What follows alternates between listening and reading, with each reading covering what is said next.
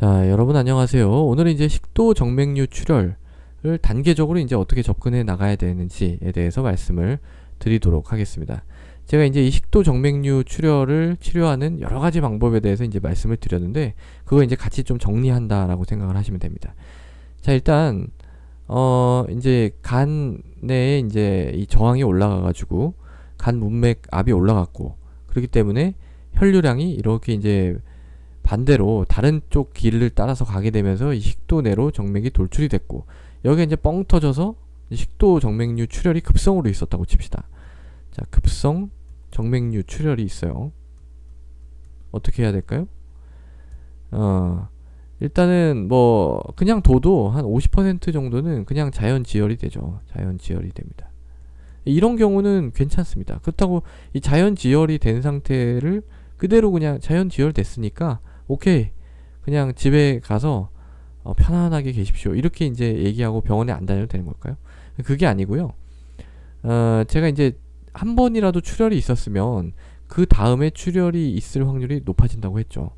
그렇게 이제 재출혈이 있으면 사망률도 올라갑니다. 그렇기 때문에 이런 경우에는 재출혈 예방 치료를 해야 됩니다. 재출혈 예방. 뭐가 있다고 했냐면은 약물 치료가 있고요. 약물 치료는 이제 베타 차단제를 쓴다고 했어요. 베타를 차단을 하거나 아니면 EVL을 하거나, 여기 정맥류가 있으면은 출혈이 없어도 좀 크고 이게 좀 안 좋아 보이면은 이걸 이렇게 묶어버리는 겁니다. 밴드로 이렇게 묶는 치료를 할 수가 있습니다. 그런데요, 이게 자연적으로 지혈이 되지 않고 계속 이제 출혈을 한다. 그러면은 우리가 약물 치료하고 EVL을 같이 하죠. 그러니까 요걸 이제 이렇게 묶어주면서, 이 약물은 뭐라 그랬죠? 요 약물은 털리프레신 같은 거라고 했는데, 여기를 조금 수축을 시켜주는 거예요. 이렇게 수축을 시켜주면 이쪽으로 혈류가 잘 안 가니까 좀 가라앉으면서 EVL 이렇게 이제 해서 막아주는 그런 시술을 이제 해야 된다 라고 이제 얘기를 할 수가 있어요. 근데 이게 항상 잘 되는 거 아닙니다. 요게 이제 실패할 수가 있어요.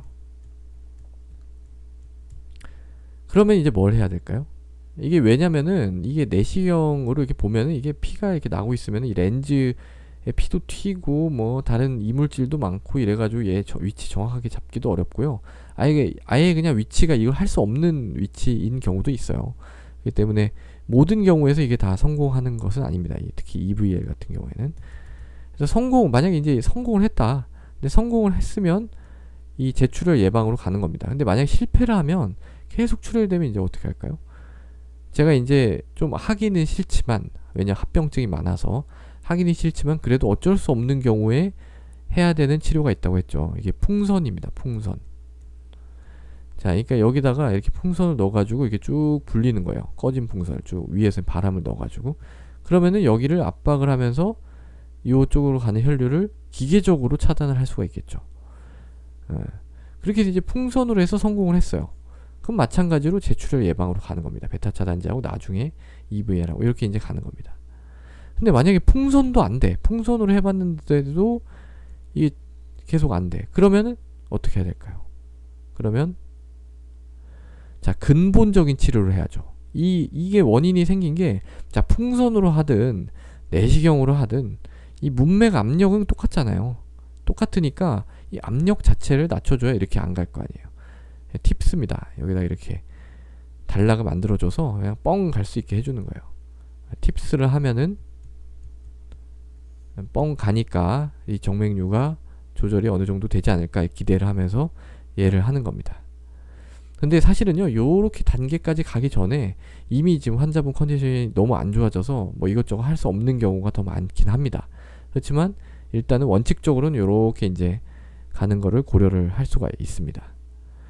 그래서 이제 이게 이제 잘 됐어요. 뭘 자연 지혈이 됐건 EVL을 해서 성공을 했건 아니 풍선에서 성공을 했건 간에 잘 되면 베타 차단제하고 이제 정기적인 EVL을 통해서 이게 완전히 없어질 때까지 다 묶어버리는 거거든요. 1, 2주 간격으로.